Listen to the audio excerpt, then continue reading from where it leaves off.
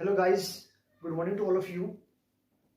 स्वागत है आप सभी का आपके अपने यूट्यूब चैनल साइंस टाइम्स के अंदर, जिसके माध्यम से मैं आप लोगों को आपके फ्यूचर के बारे में कि आप किस प्रकार अपना फ्यूचर प्लान कर सकते हैं या किस प्रकार आप गवर्नमेंट जॉब की जो तैयारी वगैरह है आप लोग कर सकते हैं।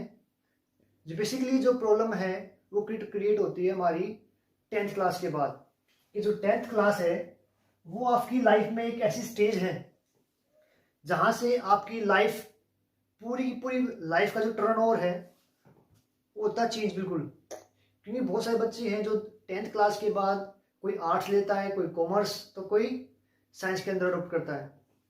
तो इसके अंदर सबसे पहले जो अपॉर्चुनिटीज हैं वो देखिए आप लोग। अगर आप लोग 12th क्लास में या 11th क्लास के अंदर पीसीएम अडॉप्ट करते हैं तो आपके पास क्या स्कोप है पीसीएम का, तो बताया गया इसके अंदर कि क्या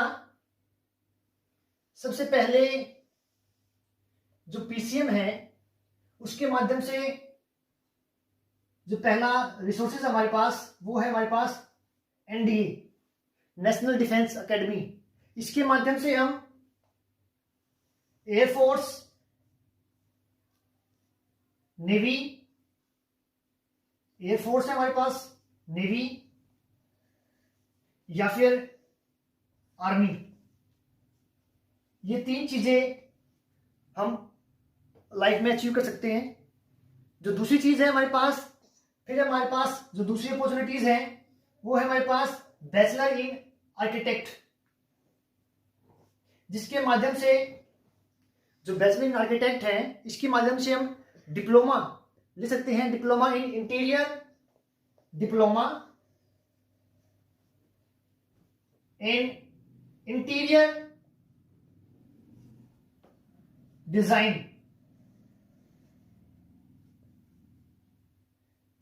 ये डिप्लोमा ले सकते हैं हम। फिर इसके बाद जो तीसरी अपॉर्चुनिटीज है वो हमारे पास बैचलर इंजीनियरिंग या फिर बीटेक, बैचलर इंजीनियरिंग या फिर जो बीटेक है, इस बीटेक की अब इसके माध्यम से हमारे पास अपॉर्चुनिटीज है मर्चेंट नेवी, मर्चेंट नेवी, या फिर जो दूसरी अपॉर्चुनिटीज हम कह सकते हैं कि मैकेनिकल इंजीनियरिंग, एमई। जो एमई है इसके बाद हो सकता है इसके अंदर किसी की अपॉर्चुनिटीज किसी कंपनी वगैरह के अंदर जाने की हो, कंपनी वगैरह, या फिर आप हो सकता है कहीं कॉलेज वगैरह में प्रोफेसर है या टीचर वगैरह है, वो भी आप अपॉइंट कर सकते हो। उसके बाद इसके अंदर आपके पास अपॉर्चुनिटीज हैं यूपीएससी के भी। यूपीएससी, यहां से ये बात ध्यान रखना आप लोग, मोस्टली 75% जितनी भी आईएएस आईपीएस ऑफिसर वगैरह हैं वो यूपीएससी के माध्यम से आते हैं। और सबसे जो बेस्ट तरीका है वो पीसीएम के माध्यम से ही है, पीसीएम या फिर आर्ट्स के माध्यम से। ऐसा क्यों है? क्योंकि जो साइंस के अंदर है एक बच्चे की जो हैबिट है वो बन जाती है कि जिस प्रकार वो एक रेगुलरिटी में अपना सिलेबस को कवर करता रहता है हर रोज। या फिर आप यहां से एक अपॉर्चुनिटी भी यहाँ और भी है, आप लोग एमटेक वगैरह भी कर सकते हैं। एमटेक कर लिया आप लोगों ने, या फिर आप लोग इसके अंदर फिर एक अपॉर्चुनिटीज है आपके पास होटल मैनेजमेंट, जो मैनेजमेंट डिग्री है, होटल मैनेजमेंट डिग्री, वो भी कर सकते हैं। या फिर इसके अंदर एक तरीका और है, बीसीए वगैरह कर सकते हैं आप लोग, बीसीए, या फिर आप बीएससी कर सकते हैं। आगे चल के इसके अंदर आप एमसीए या फिर आप लोग MSc chemistry, physics, computer science, किसी भी तरीके से कर सकते हैं आप लोग। फिर इसका एक लास्ट ऑप्शन और है आपके पास, फिल्म इंडस्ट्रीज। Film industry.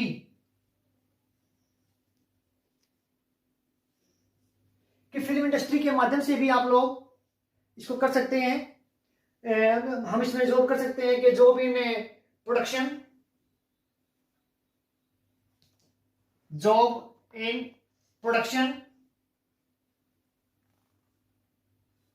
इन फिल्म इंडस्ट्रीज।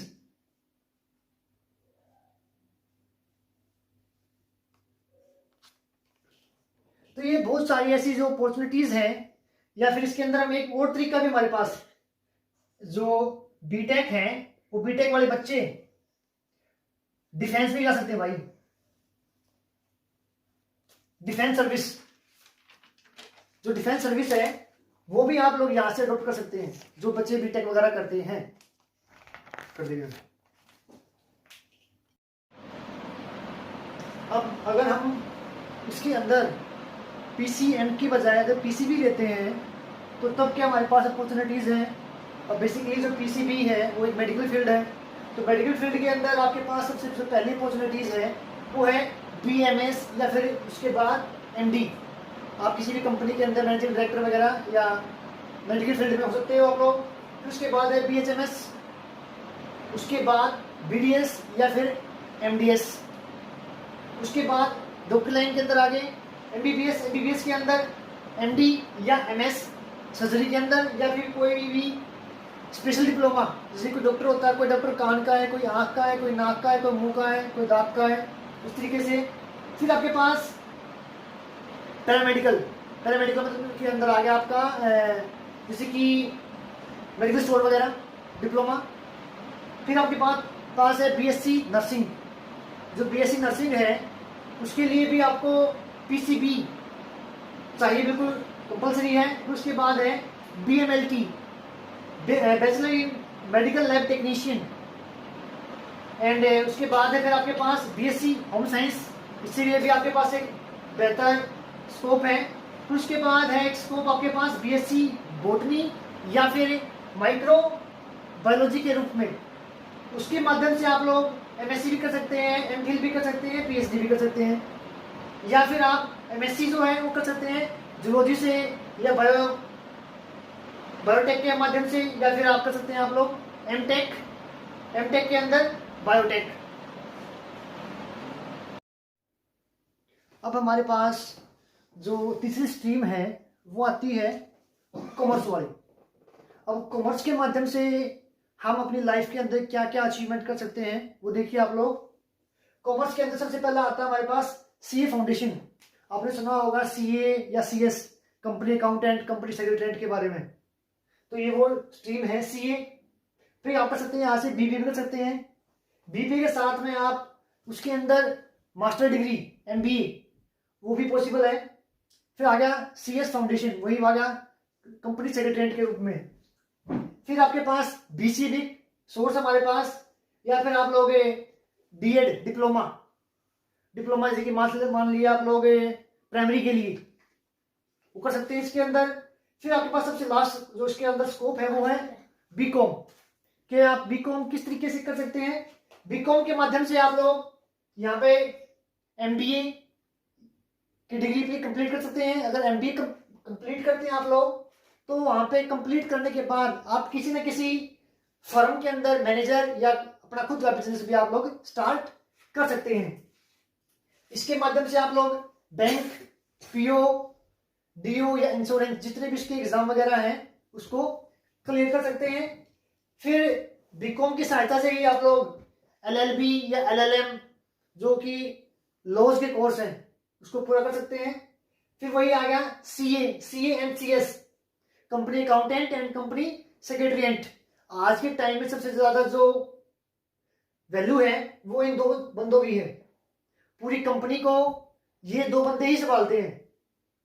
फिर उसके बाद इसके अंदर आ गया आपके पास बीएड है या एमएड है।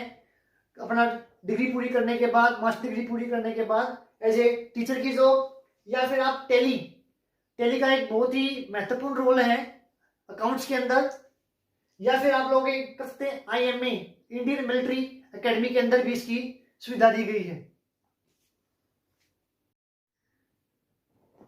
अब हमारे पास जो चौथी स्ट्रीम है वो आती है आर्ट्स वाली।